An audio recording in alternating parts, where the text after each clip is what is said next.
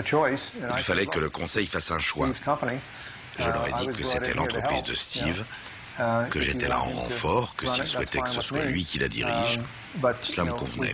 Mais il fallait décider de la marche à suivre une fois pour toutes. Steve l'a ressenti comme un affront et a attaqué Scully.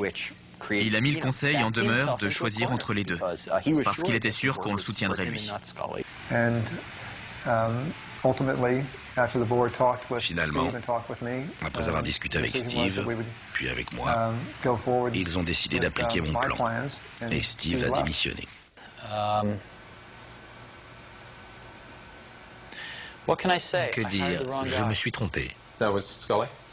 Oui. Il a démoli tout ce que j'avais construit en 10 ans.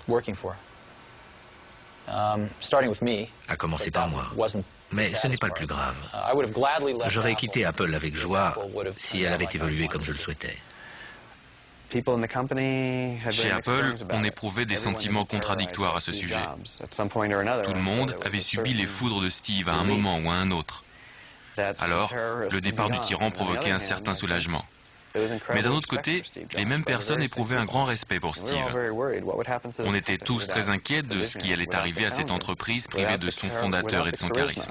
Apple ne s'est jamais relevé d'avoir perdu Steve. Il en était l'âme et le moteur. L'entreprise ne serait pas la même aujourd'hui si elle n'avait pas perdu son âme. Les années suivant le départ de Steve Jobs seront les plus lucratives de l'histoire d'Apple.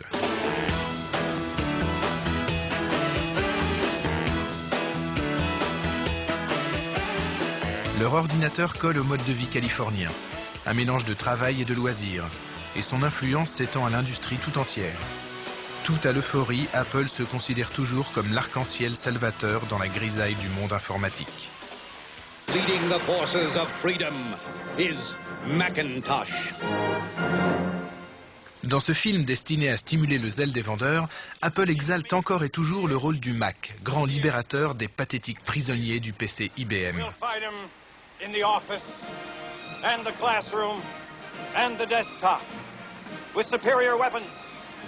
Grâce à des améliorations de structure et à l'explosion du secteur de la PAO, le Mac trouve son marché. Dès 1987, Apple vend 1 million de machines par an. Let's go get 'em. L'argent rentre à flot. Sur chaque Mac vendu 2000 $, Apple touche une marge bénéficiaire de 50%. Chez Apple, on est convaincu de la supériorité des produits maison. On estime que les clients seront toujours prêts à payer un supplément qualité. Estimation arrogante et erronée.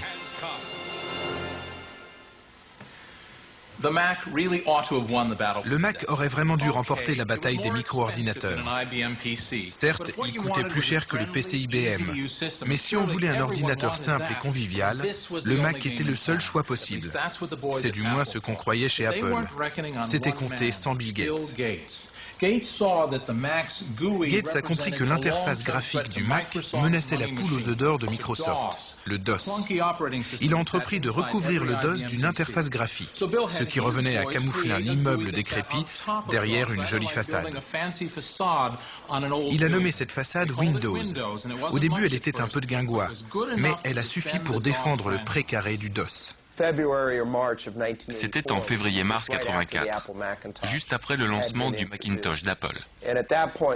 Nous avions acquis la conviction qu'il fallait miser sur les interfaces graphiques, d'abord avec les applications pour le Mac, ensuite avec Windows.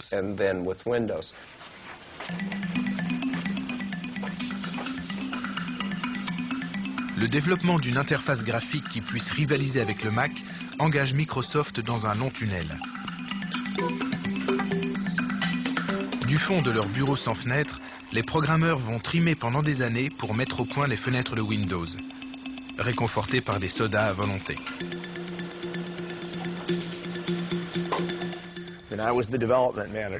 J'étais le directeur du développement de Windows 1. On progressait très péniblement. Il nous a fallu environ 7 versions avant d'obtenir un résultat correct en 1990. Les premières versions de Windows ne provoquent que quelques sourires condescendants de la part d'Apple. Mais Bill Gates est la persévérance même. Windows s'améliore régulièrement et finit par inquiéter Apple, qui accuse Microsoft de plagier le look and feel, c'est-à-dire la personnalité du Mac. Finalement, Apple intente un procès à sa rivale.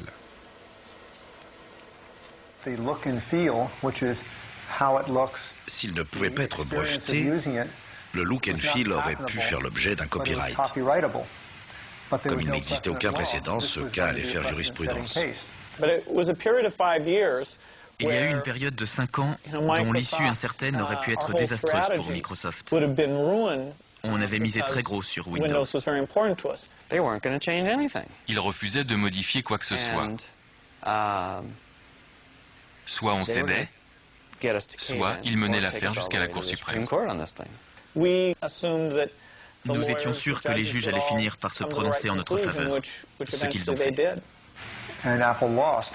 Apple a perdu. Pire, pendant la durée du procès, environ 6 ans, nous nous sommes sans doute laissés aller à imaginer avec un brin de suffisance que nous serions définitivement à l'abri des attaques de Windows.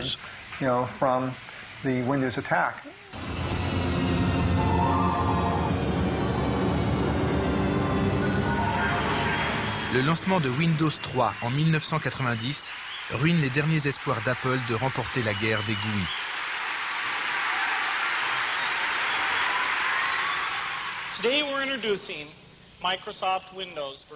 Dorénavant, tous les ordinateurs compatibles IBM seront aussi simples à utiliser que le Mac. En un an, Microsoft distribue près de 30 millions d'exemplaires de Windows 3, reléguant le Mac à une petite niche du marché. Bill Gates s'est révélé un stratège hors pair.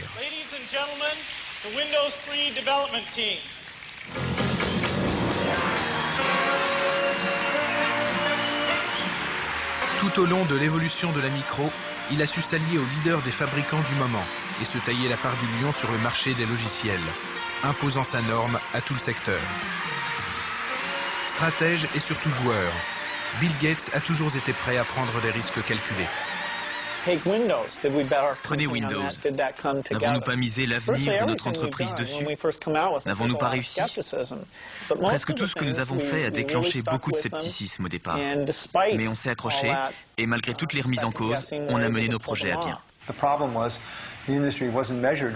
Le problème, c'est que cette industrie n'était pas gouvernée par celui qui vendait le meilleur ordinateur ou la technologie la plus innovatrice, mais par celui qui offrait le système le plus ouvert, adopté par la majorité des autres entreprises. La stratégie commerciale de Microsoft s'est révélée la meilleure. Le seul problème de Microsoft, c'est leur manque de goût. Ils n'ont absolument aucun goût.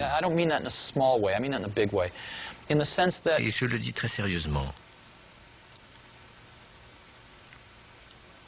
Ils